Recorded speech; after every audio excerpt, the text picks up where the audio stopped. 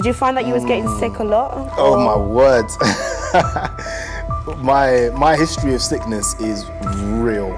And I'm like, looking back at it now, I'm pretty sure that it was spiritual attack. It was horrifically painful. Chest infections, pharyngitis, laryngitis. I had those frequently, at least twice a year. Flu. I caught every flu that was out. Yeah. I'm like patient zero for just about every flu that's happened. Swine flu, I caught that. Bird flu, I caught that. Both times nearly died. COVID, I caught that, although to be fair, COVID didn't actually do me in as bad as those ones. Yeah. Yeah, the bird flu and swine flu, those ones were the worst flus I've ever had.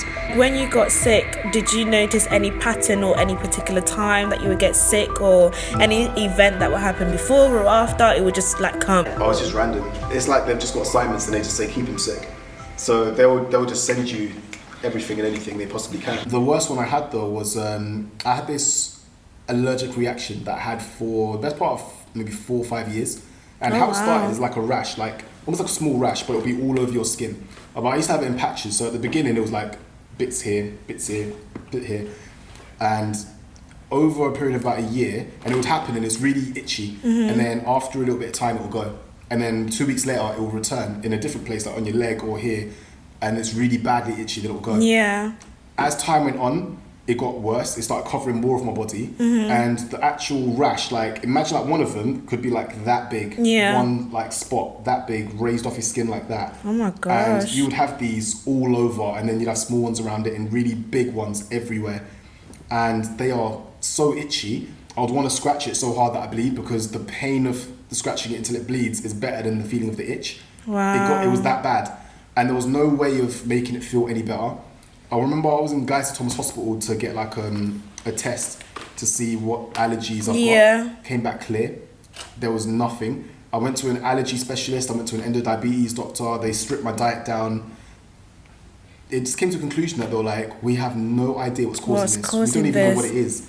They listed it as urticaria, but urticaria is like a type of allergic rash. But this one was a different breed. Yeah, and then it started getting triggered by other stuff. I'd eat a kiwi and then my throat would swell up, and I had to go to the hospital because I couldn't breathe. And it was, when I say it was everywhere, even in your eyelids, you'll get it in weird places. Really? My lips would swell.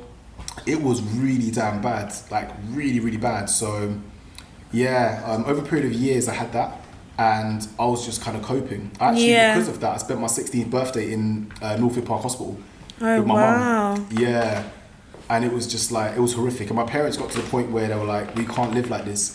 So medicine wasn't helping, doctors weren't helping. Yeah. So she took me to like some backdoor doctor in Stratford. Okay. And they were like, this is all we can think to do. And there was this guy working out of his house with a little certificate on the wall that says, I'm a doctor, right underneath, made in China. Oh. So, like, that's what we made in China, you know. That is what we got to. Like, this is the levels. Oh my god, because she was literally like, I don't know what else. Yeah, and I think it was homeopathy is kind of what he dealt with. Okay. So that is basically the level. We're like, just do something. And he was like, listen, gosh. The only way to get rid of this thing is you're gonna have to ride it out. Yeah. So stop all your medication, stop taking everything. He gave me these like pills, these really small pills. I had to take 12 of them a day.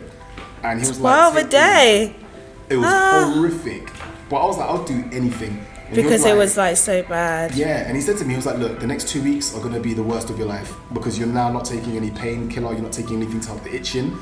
We're gonna basically push it out of your system, but it's gonna then flare everywhere, and then it's gonna come out. And I was like, gosh. Yes, the next 2 weeks, like he said, it was like torture. I was in a bath. As soon as it happened, I'd get into a freezing cold bath, and then I would put calamine lotion in it, swirl it around, and that would be me. Yeah. And that's the only thing he would allow me to have. And to be fair, it worked. After like 2-3 weeks, it went and it never came back. Wow. And I was just like, damn, I know my mum was praying the whole time, but no one could tell me what it was. Yeah. And it was horrific. I guess it's only when you get to this point where you can just start putting 2 and 2 together. You're like, you know what?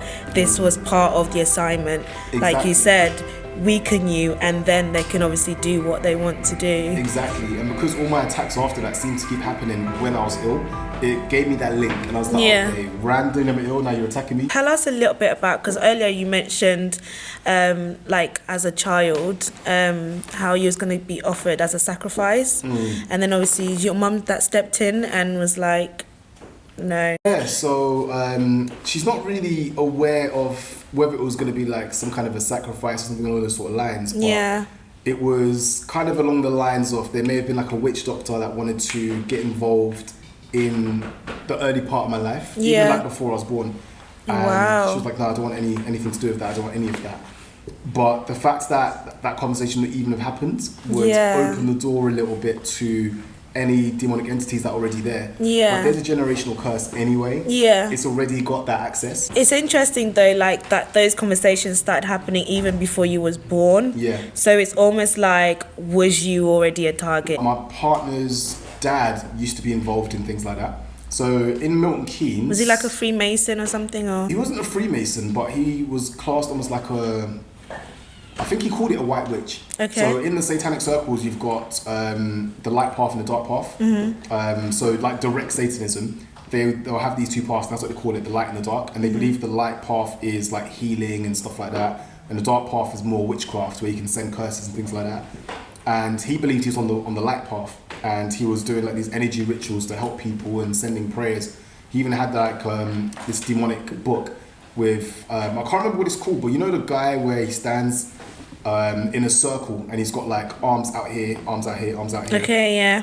It's got a very specific name. I think it comes from Greek mythology. Okay. He had a book with that on it, with a satanic symbol behind it. Okay. And he used to read that for his spells that he was doing, which he thought were good.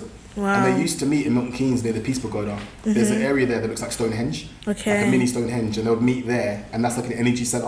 Wow. And they would use that to do their meetings with other witches in the area, and they would meet at like 11 p.m. something like that, and then just do all just before midnight.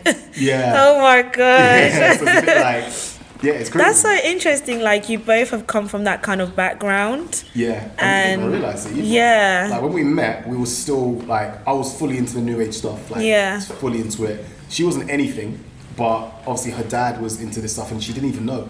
And it was only when I met her dad and we started these conversations, she was like, oh my days, I didn't know any of this. There's always like a chosen one, like especially when those generational curses are there, it might skip one, and there'll be that one child that is like, is that connection. I don't think the devil took a break. I think he was just like, I want that. It's like, oh really? Yeah, my brother and sister both had attacks as well. Okay. Yeah, my sister had one that was really interesting that she told me about very recently. She was out in like in Austria I think, snowboarding, and she had a dream that she was going down the hill, fell off her board and saw this giant red pole with I can't remember what symbols it had on it, but she couldn't understand it. And then she woke up, and then the next day she went snowboarding, fell over, saw exactly the same red pole. Exactly the same, in the same place, everything the same, and she'd never been there before. That's and so crazy. Like, what? Yeah, it's interesting. So there's something else that she saw that I found very interesting. So she had a dream where we were in our house, and then out of nowhere things got dark, and there was this black cube that was spinning around, and it was just spinning by itself, like hanging, almost like a yo-yo. And I found that very interesting because I saw a testimony of this other guy, I can't remember his name, who said that he died, and on his way to heaven he stopped in this dark void and he saw exactly the same thing, like this cube that was just spinning. Yeah. Exactly the same. And then I believe it disappeared, and it was a sign of the devil. Yeah. And the devil started talking to him and saying, just stop breathing, like everything you want is here, stop breathing. And it was lying to him to get him to stop breathing, so he dies. You were saying quite a lot that when those dark figures or like those dark experiences come, it really comes with fear, like a fear that you've never experienced before. Like how did you kind of break off those fears? Like how did you, like when was the last time you had an encounter, like a demonic encounter? The last one I think was the end of last year. Okay. Around about December, I think. Yeah, about December. Okay. And I hadn't had a demonic attack for a long time at that point. So I thought I was doing well. And then I had a dream where I was in this, almost like a city, but it looked like a different world, if that makes sense. The buildings were really tall, which after waking up I was like, okay, that would make sense if it is in hell, because the Nephilim are quite tall. Yeah. And I was all these entities just walking around. And then I sunk underneath that city into these like tunnels, so like almost like caves, but they're pretty large. Yeah. And they were torchlit along the cave, so you can kind of see. And there were these like doors built into the cave, so it's almost like people were living, or something is living in these places. And these demonic entities were running around, and I was there with my son, and some of them had my son, and they were holding him, and they were like throwing him around, and I was trying to get to him, and I couldn't because they were holding me back. And then in my spirit again, something was like, just I'll do anything, just don't hurt my son. And they were like, you're gonna have to give us your soul. And then I didn't say anything, but in a way I was almost like, because at this point I hadn't realized I'm still in a dream state, and I was just like, I will do whatever I need to do for to your save son. him. Yeah. And then they said, no, you don't give it to us, you give it to him. And they're pointing behind me. And I turned around down the corridor, and there was this like tallish building, like this sort of angle facing towards me, and the doors open, and this giant black demonic entity walked out and started walking towards me. Again, looked like 10 feet tall, dark skin, jet black eyes. Hard to describe, but if I was to describe it close to anything, it's 13 Ghosts, old film, with one of the last of the 12 ghosts that comes out. It looked very much like that, and it walked straight at me. And then I don't know what happened, but I just kind of lost it, and I wanted to fight it, so I started running at it. But you know, like sometimes in dreams you can't run quick. Yeah, you can't. Like so, and then next thing you know, it vanished, and I woke up. I've got my YouTube channel as well. Yeah. So I'll be putting out some information on that one as well. So if anybody's interested, please have a look at Isha Christian Network, Isha or ISHA.